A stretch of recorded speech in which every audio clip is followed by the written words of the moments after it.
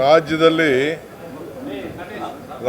ಇವತ್ತೆಲ್ಲ ಹೋಟ್ಲುಗಳೆಲ್ಲ ಮುಚ್ಚುವಂಥ ಒಂದು ಪರಿಸ್ಥಿತಿ ಬಂದಿದೆ.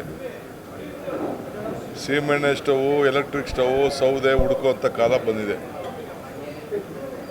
ಇದಕ್ಕೆ ಯಾಕೆ BJP MP ಗಳು, ಅಪೋಸಿಷನ್ ಲೀಡರು ಯಾರು ಇನ್ನೂ ಮಾತಾಡ್ತಾ ಇಲ್ಲ?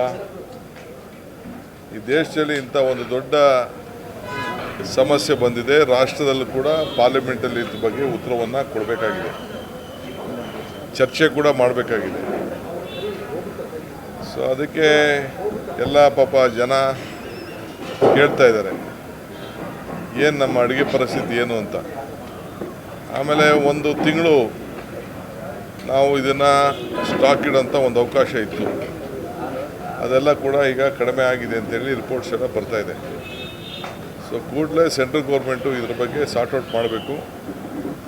ಈ ಸೆಂಟ್ರಲ್ ಗೌರ್ಮೆಂಟು ಕಂಪ್ಲೀಟ್ ಜನರ ಬದುಕನ್ನು, ಬೆಲೆ ಏರಿಕೆ ಒಂದು, ಎರಡನೇದು ಸಪ್ಲೈ ಮಾಡೋಂಥದ್ದು. ನೀವೇ ಎಲೆಕ್ಟ್ರಿಕ್ ಬೇಡ, ಗ್ಯಾಸ್ ತಗೊಳ್ಳಿ ಎಲ್ಲ ಫೋಟೋ ಹಾಕೋತಿದ್ರಿ, ಪೆಟ್ರೋಲ್ ಬಂಕ್ ಮುಂದೆ ಎಲ್ಲ ನಿಮ್ಮದೊಂದು ಫೋಟೋ ಹಾಕೋತಿದ್ರಿ ಪ್ರೈಮ್ ಮಿನಿಸ್ಟ್ರು. ಈಗ ಫೋಟೋ ಎಲ್ಲ ಮಾಯ ಆಗ್ಬಿಟ್ಟಿದೆ, ಎಲ್ಲ 1000 ಚಿಲ್ಲರೆ ಆಯಿತು, ತಿರುಗಿ 60 ರೂಪಾಯಿ ಜಾಸ್ತಿ ಆಗಿದೆ. ಇದು ಖಂಡನೀಯ. ಎಲ್ಲ ಇನ್ನು ಪೆಟ್ರೋಲು ಡೀಸೆಲ್ ಬೆಲೆ ಜಾಸ್ತಿ ಆದರೆ ಎಲ್ಲ ಪದಾರ್ಥಗಳ ಬೆಲೆ ಕೂಡ ಜಾಸ್ತಿ ಆಗ್ತದೆ. ರೈತರದಿಂದ ಇರ್ಬೋದು, ಪ್ರತಿಯೊಂದು ಕೂಡ ಆಗ್ತದೆ. ಸೊ ಇದಕ್ಕೆಲ್ಲ ಕೇಂದ್ರ ಸರ್ಕಾರನೇ ಇದಕ್ಕೆ ಹೊಣೆಯನ್ನು ಹೊರಬೇಕು. MP ಗಳು ಇದ್ರ ಬಗ್ಗೆ ನಿಮ್ಮದೇನು ಹೋರಾಟ ಇದೆ ಅನ್ನೋದನ್ನು ತಿಳಿಸ್ಬೇಕು ಅಂತೇಳಿ ನಾನು ಪ್ರಾರ್ಥನೆ ಮಾಡ್ತಾಯಿದ್ದೀನಿ, ಒತ್ತಾಯ ಮಾಡ್ತಾಯಿದ್ದೀನಿ.